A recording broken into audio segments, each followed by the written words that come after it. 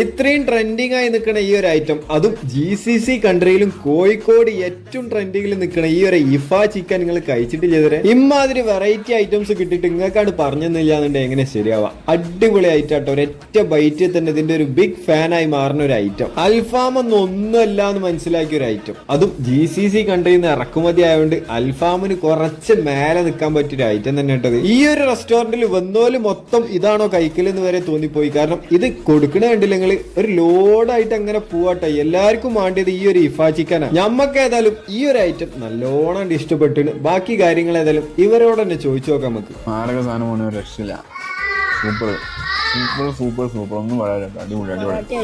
അടിപൊളിയാണ്, നല്ല ടേസ്റ്റ് ഉണ്ട്. ഇതാക്കിയത് ഐഫ ചിക്കൻ ആണ്, ഒരു രക്ഷയില്ല, നല്ല ടേസ്റ്റ്. നൈറ്റ് ഫുഡ് അടിക്കാൻ തപ്പി നടക്കണ ഗ്യാങ്ങിന്റെ വാട്സപ്പ് ഗ്രൂപ്പ് ഈ ഒരു വീഡിയോ തട്ടിയേക്ക് മുതലാവും. ബീഫ് പത്തറും പൊറാട്ടയും അടിപൊളി കോമ്പിയാന്നാ കേട്ടിട്ടാ. നല്ല സ്ലൈസ് ആയിട്ടുള്ള പീസ്.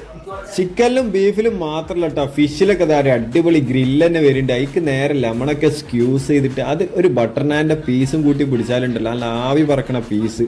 അടിപൊളി ഐറ്റം കിട്ടാം. ഇതൊക്കെ കാണിച്ചു തന്നിട്ട് നിങ്ങളെ കൊതിപ്പിച്ചിട്ട് എനിക്ക് പണി വാങ്ങിക്കൂട്ടാൻ ഒരു താല്പര്യമില്ല. നേരെ വിട്ടോളി. ഏതായാലും രാമനാട്ടുകര വൈദ്യരങ്ങാടി വരുന്ന തുനീഷ്യ റെസ്റ്റോറൻറ്റ് കേട്ടോ.